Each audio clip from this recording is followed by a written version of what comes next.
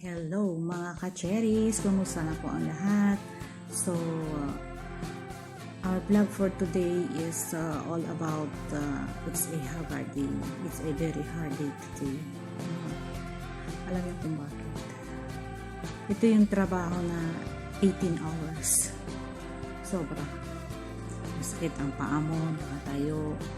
But before that, don't forget to like and subscribe to my channel.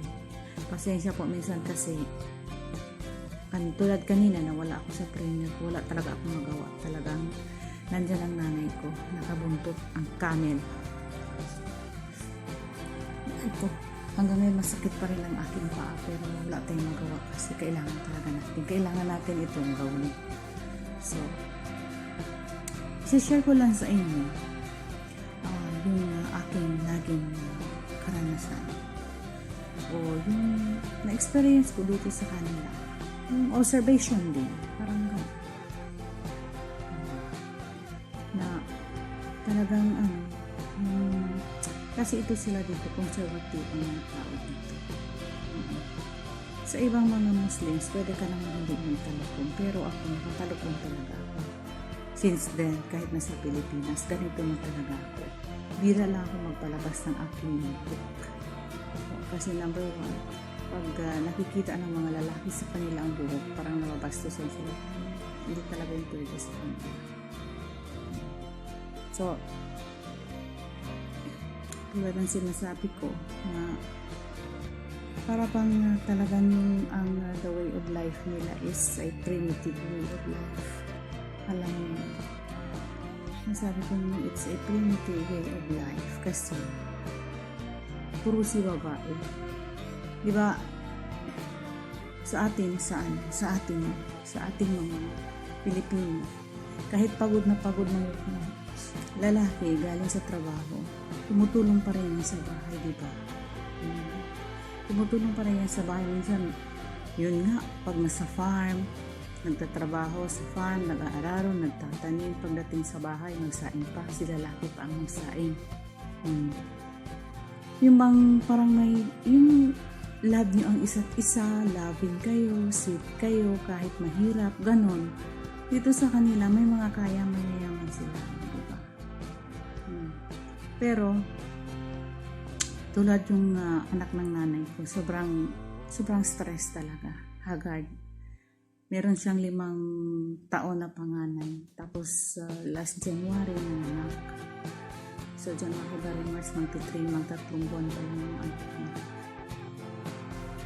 Bago lang na yung pagpanganak sa kanya, sa bata na yan, siguro 7 araw lang siya dito sa bahay. Nagkasakit. Ang sakit daw niya, parang sa utak. Nagkaroon ba siya ng allergy sa utak. Siguro 2 buwan sila sa ospital. Nagtungan sila doon. Alam mo na napapansin ko, si lalaki nandito sa bahay natutulog, tapos yung babae, yun ang nagtitiis na bagong panganak pa lang siya yung nagbabantay sa ospital, lalo't bawal doon ng lalaki. Kasi lahat doon ng babae, kasi children's hospital. Pagkatapos, ito pa ang napapansin ko. Kapag malapit ng uuwi yung asawa niya galing sa trabaho, ibilisan natin ang kwento. Kasi andito na sila na okay na yung bata, lumalim na. Kandara pa yan si babae. Maghain. Hain na yan siya, magkakainin ng asawa. Ang ina-expect ko dati, tutulungan pa ni yung bang tulad sa ibang lalaki na lalot sa atin na siya na lang ang lalot na baby yung babae, siya na lang ang kukuha ng pagkain, diba? Pero kanila dito, naku, Diyos ko, pagsilbihan talaga. Sobrang hagad yung aking face, sobrang pagod. Grabe ang araw na to. Masabi ko talaga hagad. Hindi ko na sana talaga ako makablog kay pagod na talaga. Basta ko nasa Middle East ka, pero kailangan magkaroon ako ng link. Yes, may video ako, may vlog ako, kaya tiis lang. kaya ko yan. Kaya sabi niya pa rin, kaya ko yan. Ayun na nga. Pagkatapos, galing siya sa trabaho ko, tapos niyang kumain, matutulog doon sa kabilang kwarto. Tapos yung, parang ako yung naaawa sa babae niya, siya hiniheli niya yung maliit, umiiyak pa, nang aasar yung panganay niya. Kasi syempre nandun yung jealousy kapag mayroon kang baby talaga, may inggit yung ate. O dapat sana sabi ko, yung ate, doon kay lalaki. Ano ba, siya ang mag-ano sa kanya, ano-anuhin siya ba, libangin siya para hindi mangulit doon sa nanay. Kaya na pinalo ng nanay. Tapos parang sinisisi niya yung sarili niya, bakit siya nag-asawa. Ay naku na lang, sa isip-isip ko lang yung ikinasal ka doon sa lugar ninyo, congracious talaga, sobrang bongga. Galing pa doon sa lugar ng mga inchik ang damit, binili. Grabe ha. Order pa yun. Kararating ko lang dito noon yun. Online pa talaga. Tapos made to order. Online pa, made to order pa. Yun lang na-observehan ko. Iba talaga sila. Hayaan ka nila. Bahala ka dyan, babae ka. Minsan yan, nagkukwento sa akin yung babae. Sabi niya, hirap talaga ng buhay namin. Ano sa inyo ang sitwasyon kung halimbawa, ang lalaki, sabi niya, pagod sa trabaho, matutulog ba? Sabi ko, matutulog din naman, magpapahinga. Sabi ko, pero ang kaugalian talaga namin, tumutulong ang lalaki sa bahay, sa gawaing bahay. Sa kanila daw, sabi niya, hindi daw pwede kasi sa batas ng Islam, bawal gawain ng lalaki ang trabaho ng babae. Kaya nga sabi ko, primitive way of life talaga. Tapos yung kumain yung lalaki, akyat sa taas, hindi tulad sa atin. Ihati pa, minsan si lalaki, maghati pa ng plato sa lababo, aalagaan pa yung mga anak, pakakain, kumain na kayo, mga ganun ba, yung marunong hospitality, wow, tama ba?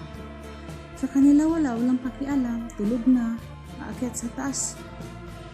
At parang, ewan ko ba, nasa gilid yung mga sapatos, doon sa sala sa taas yung mga yung damit na galing sa trabaho, mga ID, kung saan-saan, mga susi na sasakyan, kung saan-saan lang. Ano naman ito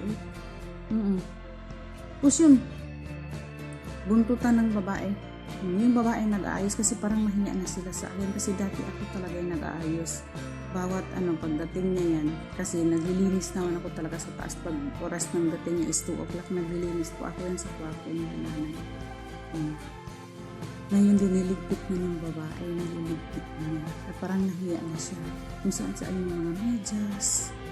Iba talaga. Sabi ko, parang nakakaawa man ito. Alam mo, sabi ko sa amin, iba din talaga ang ugali namin. Sabi ko kasi, yun nga, matulungin ang mga lalaki sa amin. Kahit pagod na pagod pa yan. Tumutulong rin sa mga sa bahay, gawaing bahay. Tapos yung, naglalaro sila ng anak niya, ganon. Sa kanila hindi.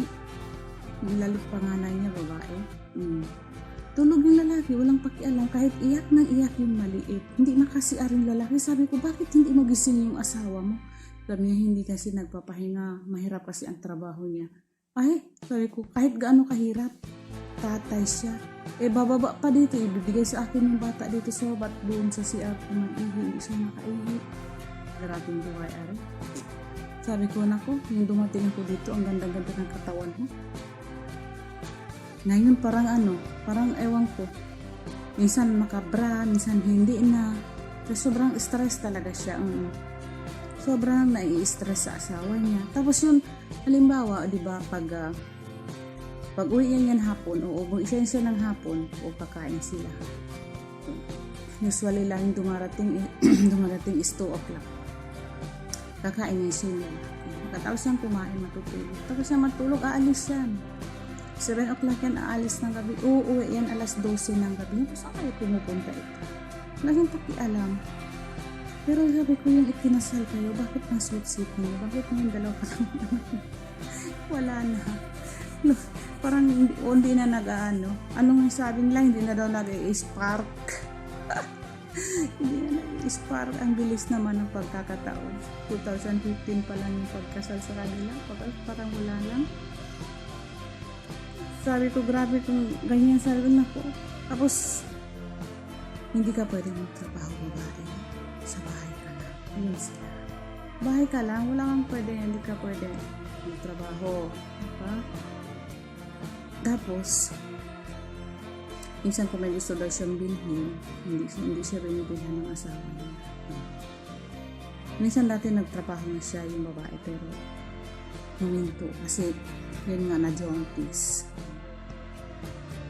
Parang minsan nakaawa din. Hindi tulad yung, di ba, sa atin, nagwawalis pa yung lalaki. Yan, hindi. Ay, nung ka kumagwalis yan, ako po, tawarin ka dyan.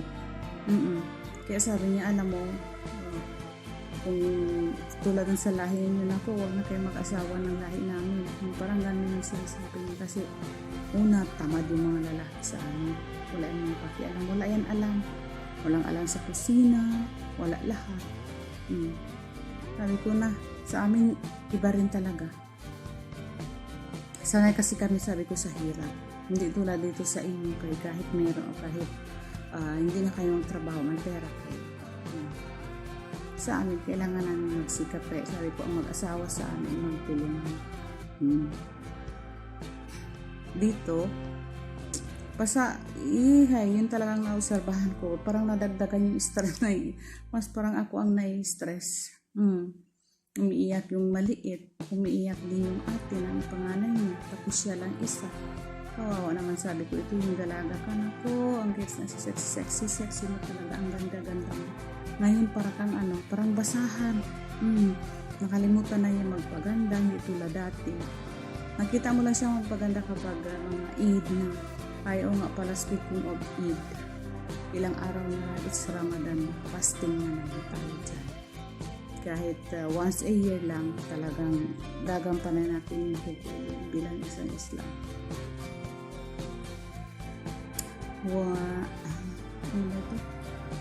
29 days ayon sa kalendar ng Islam, 29 days yata. Baka mag-start kami is on April 2.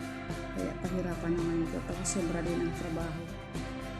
Kasi pag ganito, kakainin na nila lahat yung mga pagkain na hindi na nila makain sa Ramadan. Kaya yung nanay ko, nagluluto. Tapos i-deliver nila. Mayroon papaluto. Kaya bukas magluluto na naman ka. Tapos yung likod mo parang may ako. Parang umaapoy ang uwan ko sa sobrang hagal na hagal. Yung face ko ngayon sobrang grabe na talaga. Yung akin ay bag. Ngayon lang kami nakatapos ng trabaho.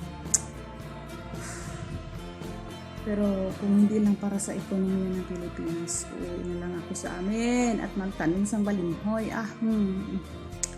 But thank you guys for watching sa aking mga walang kwentang sinasabi.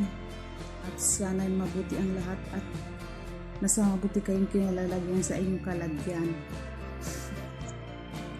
Don't forget to like and subscribe to my channel, share it on my channel. Bye and good night. It's almost 12 na.